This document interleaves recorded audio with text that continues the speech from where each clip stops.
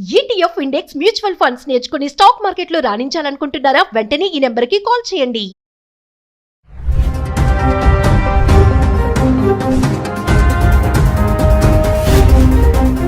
Hi hello నమస్తే, welcome back to Suman TV. Present మనతో పాటు ఉన్నారు chairman of national security studies UGC centre for human security studies founder and executive director Kanneganti Ramesh Babu garu. నమస్తే sir. నమస్తే నవీన్ గారు. Sir, యుఎస్ఏలో ఇప్పుడు భారతీయుల్ని రికార్డు స్థాయిలో డిపోర్ట్ చేస్తున్నారు. అంటే ఇల్లీగల్ ఇమిగ్రెంట్స్ అందరినీ ఏరి పారేస్తున్నాడు అనుకోవచ్చు. ట్రంప్ స్టార్టింగ్ లో కూడా మనం అనుకున్నట్టు గత వీడియోలో మాట్లాడుకున్నాము, ఏదైతే ఇల్లీగల్ ఇమిగ్రెంట్స్ పైన సైన్ చేశారో. సో మరి కొత్తగా ఎందుకు ఇమీడియట్ గా రికార్డ్ స్థాయిలో ఎందుకు డిపోర్ట్ చేస్తున్నారంటే, రికార్డ్ స్థాయిలో అమెరికా నుంచి భారతీయుల్ని ఎందుకు వెనక్కి పంపించేస్తున్నారు? బలవంతంగా డిపోర్టేషన్ అనేది ఇంగ్లీష్ వర్డ్. తెలుగు వర్డ్ ఏంటంటే బలవంతంగా నిర్బంధించి గెంటేస్తున్నారా, తోసేయటం ఆ దేశం నుంచి వెనక్కి. మీరు మాకు వద్దు అని, వద్దు, you don't have any right to be on our land, just get lost. English లో అట్లా అంటారు వాళ్ళు ఎక్స్ప్రెషన్. ఎందుకు? రీజన్స్ ఏంటంటే, అంత మొదలు కొన్ని తప్పులు మనం చేస్తున్నాం. అంటే let's be very honest about it. ఆ తప్పులు ఇదివరకు అంత మొదలున్న ప్రభుత్వాలు, అమెరికాలో అంత మొదలున్న ప్రభుత్వాలు పట్టించుకోలేదు. కానీ ఇతను డొనాల్డ్ ట్రంప్ ఆయనదైన ముద్ర వేయటానికి, లేదా వేరే కంట్రీస్ నుంచి సప్లై ఎక్కువైంది, ఇండియా నుంచి కూడా మాకు ఇంత సప్లై అవసరం లేదు అనే ఒక భావన. మూడోది, ఒక ఎగ్జాంపుల్ కనుక సెట్ చేయకపోతే కఠినమైనా కానీ, మోదీ గారితో ఉండే ఫ్రెండ్షిప్ మోదీ గారితో ఉంటుంది నాకు, కానీ తప్పుని తప్పుగా నేను చెప్పకపోతే రేపొద్దున అది ప్రమాదం అయ్యే అవకాశం ఉంది అనే ఒక భావన. ఇట్లా 4-5 కారణాల ద్వారా వాళ్ళు డీపోర్టేషన్ చేస్తున్నారు. పేపర్ వర్క్ కరెక్ట్గా లేకపోయినా, దొంగ సర్టిఫికెట్లు పెట్టి దొరికినా, దొంగ ఫైనాన్షియల్ అకౌంట్స్ చూపించినా, సోషల్ మీడియాలో అమెరికాలో ఉన్న రిపబ్లికన్ పార్టీకి వ్యతిరేకంగా కానీ, అమెరికన్ ప్రెసిడెంట్ అయిన డొనాల్డ్ ట్రంప్ యొక్క ఆలోచన విధానానికి వ్యతిరేకమైన కానీ, లేదా pro Arab and pro Palestine, pro ఇరాన్కి, ప్యాలెస్తైన్కి, అరబ్ కంట్రీస్కి, లేదా కొన్ని రకాలైన రివల్యూషన్స్, విప్లవాలకి సపోర్ట్ ఎవరు మాట్లాడినా వాళ్ళని ఇమ్మీడియట్గా డీపోర్ట్ చేసేయండి. అమెరికన్ ల్యాండ్ నుంచి బలవంతంగా సొంత ఫ్లైట్లు మనమే ఏర్పాటు చేసి ఆయా దేశ వాళ్ళకి అప్పచెప్పేద్దాము అనేది ట్రంప్ తీసుకున్న నిర్ణయం.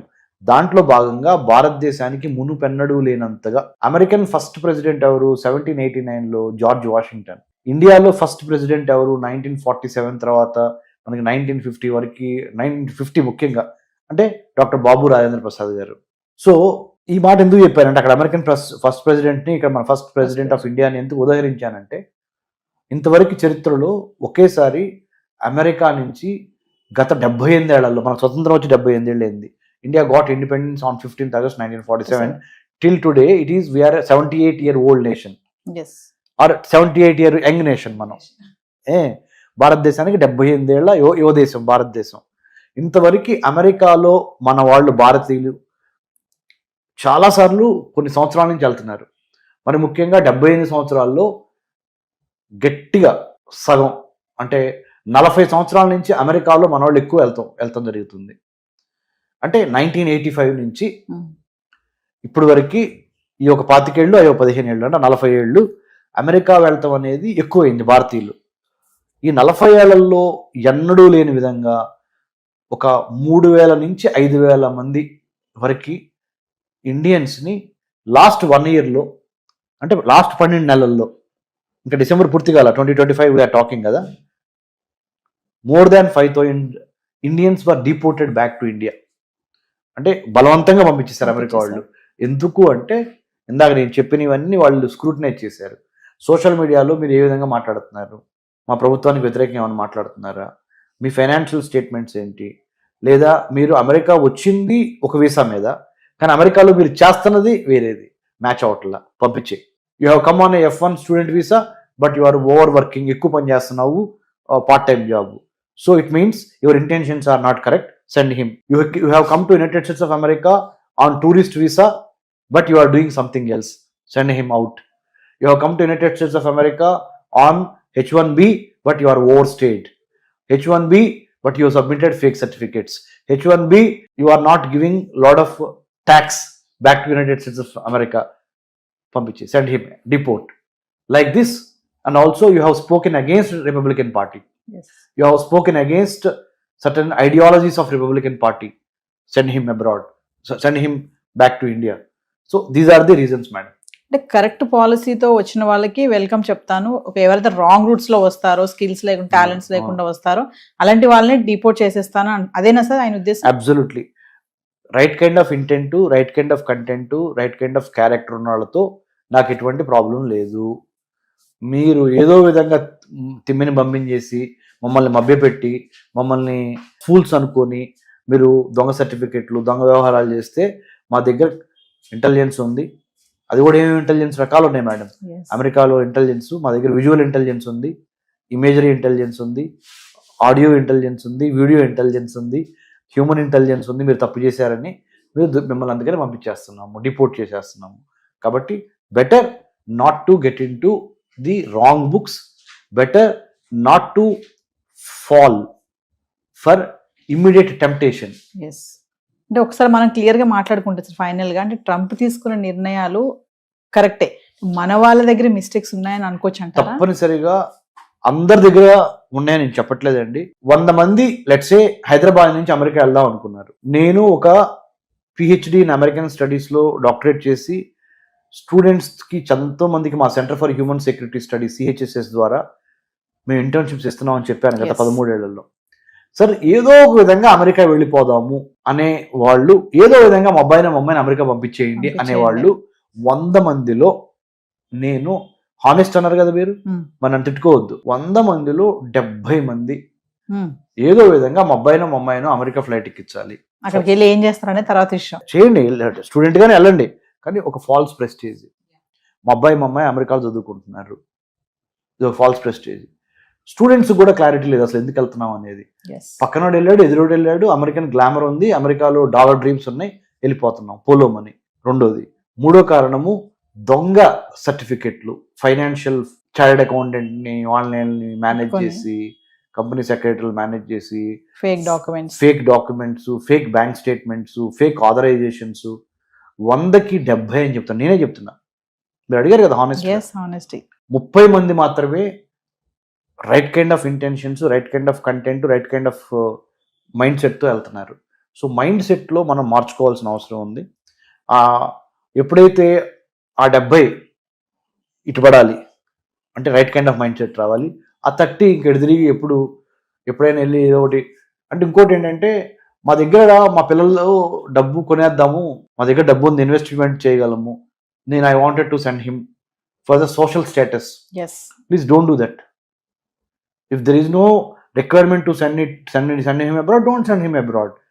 Make your country great by giving and staying here. But at the same time, I am not saying you should not send your daughter or son to abroad. I am not saying that. Requirement unda, real necessity unda, real need unda. Student మా అమ్మాయిని America పంపిస్తే లేదా వేరే కంట్రీస్కి పంపిస్తే అక్కడ mind సెట్కి, అక్కడ కల్చర్కి, అక్కడ ఎడ్యుకేషన్ సిస్టమ్కి కావాల్సిన ప్రిపరేషన్ నేను చేశానా చేయలేదా? అంటే శాంతి సమయంలోనే యుద్ధానికి ప్రిపేర్ అవ్వాలి కదా, శాంతి సమయంలోనే యుద్ధానికి సన్నద్ధం కావాలి.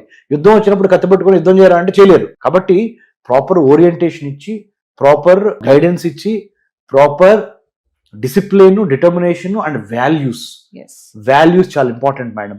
In the age of artificial intelligence values important. Values అంటే ఏంటి? నా దేశము, నా తల్లి, నా కుటుంబము, నా సమాజము, నా ఊరు, నా స్కూలు, నా కాలేజీకి నేను ఎంతో కొంత చేయాలి అనే ఒక వాల్యూ. ఇంకొకటి, కష్టమైనా సరే, 4 రోజులు లేట్ అయినా సరే నేను కష్టపడి మాత్రమే అమెరికా వెళ్తాను, అమెరికా చదువుని నేను కొనను. I don't want to buy American education. If there is a need to study in America, I will evaluate why I need to study, when should I study, how much should I study, why am I going there, what is the purpose of me going to United States of America. First question is, what is the purpose?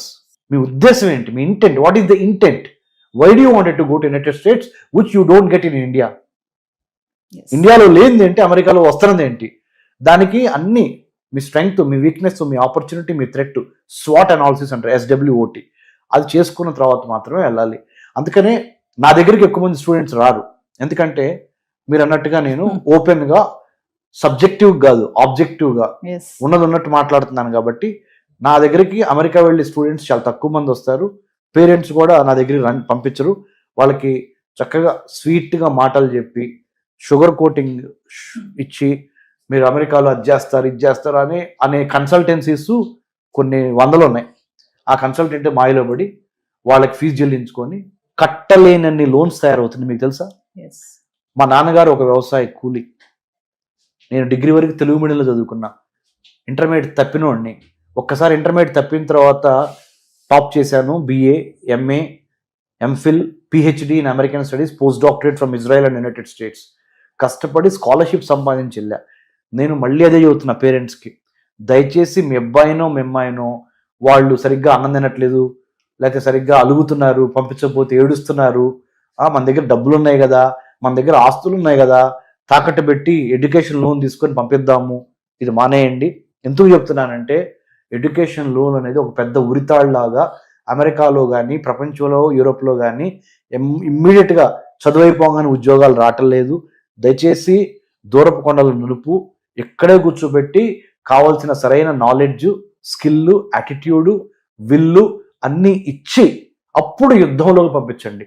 ఒక అడుగు late అయినా. Okay, so this is my humble appeal to the parents. తెలుగులోనే చెప్తాను. Suman TV చూస్తున్న మన 2 రాష్ట్రాల్లో ఉన్న తెలుగు ప్రజలందరిలో తల్లిదండ్రులకి నేను చెప్పేది ఏంటంటే, త్వరపడి మీ అబ్బాయినో మీ అమ్మాయినో అమెరికానో విదేశాల్లో ఎడ్యుకేషన్ లోన్ తీసుకొని పంపించొద్దు. దయచేసి మెరిట్ స్కాలర్షిప్స్ వెతకండి. మీకు తెలియకపోతే మాలాంటి వాళ్ళని అడగండి. మెరిట్ స్కాలర్షిప్స్ ద్వారా మీ అబ్బాయి మీ అమ్మాయి అసలు ఈ ప్రపంచ పోటీ రంగంలో ఏ స్థాయిలో ఉన్నారో తెలుసుద్ది. వాళ్ళకు కూడా విలువ తెలుసుద్ది, మీరు పెట్టే లక్షల విలువ. బీటెక్ చదవడానికి 1 year కి స్టాన్ఫోర్డ్ యూనివర్సిటీలో ఒక 1 crore అండి ఫీజు. నార్మల్ మిగతా యూనివర్సిటీస్ లో 70 లక్షలు, 40 లక్షలు, 30 లక్షల దగ్గర నుంచి స్టార్ట్ అయ్యి ₹1,00,00,000 వరకు ఉంది ఒక సంవత్సరం. అన్ని కోట్లు పెట్టాల్సిన అవసరం ఏంటండి? మళ్ళీ టెన్షన్, నా కొడుకు ఎట్లా ఉన్నాడు, నా కూతురు ఎట్లా ఉంది, గన్ వైలెన్స్ ఎక్కువైంది అమెరికాలో, రోడ్ యాక్సిడెంట్స్ ఎక్కువైనాయి, క్రైమ్స్ ఎక్కువైనాయి. ఇవి కాకుండా ఉద్యోగం వచ్చిద్దా అనే గ్యారంటీ ఉందా? లేదు. సెక్యూరిటీ లేదు. లేదు. మీరు ఫిజికల్ గా వాళ్ళు అక్కడ, భౌతికంగా, కానీ వాళ్ళ మనసు ఇక్కడ, మీరు ఫిజికల్ గా ఇక్కడ, మీ మనసు అక్కడ. ఈ టెన్షన్ ఇదంతా వద్దు. రెడీ అయినప్పుడు మాత్రమే పంపించండి. ఇప్పుడు ఇదివరకు మనకి అనేవాళ్ళు పెళ్లికి ఒక వయసు వచ్చి రెడీ అయినప్పుడు మాత్రమే చేయండి అని. అలానే ఉన్నత విద్య, విదేశీ విద్య మోజులో ఉన్నత విద్య అనే దాన్ని ఒక అవకాశాన్ని దుర్వినియోగం చేసి త్వరపడి లోన్లు తీసుకొని లోన్లు తీర్చలేని సమస్య.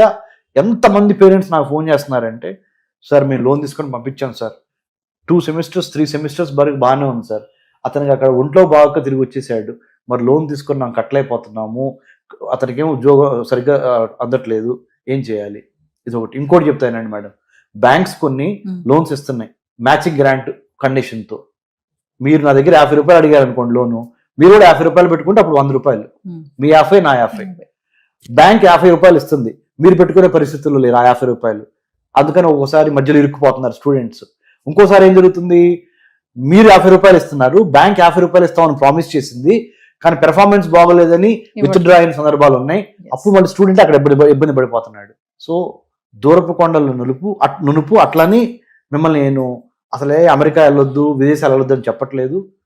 కష్టపడి కడుపులో కసితో చదువుకొని టాలెంట్తో స్కాలర్షిప్ కొట్టి వెళ్ళటానికి #1 ప్రయారిటీ ఇవ్వండి. Not education loan, not mortgaged assets. Thank you, sir. Thank you Naveen garu. Jai Hind.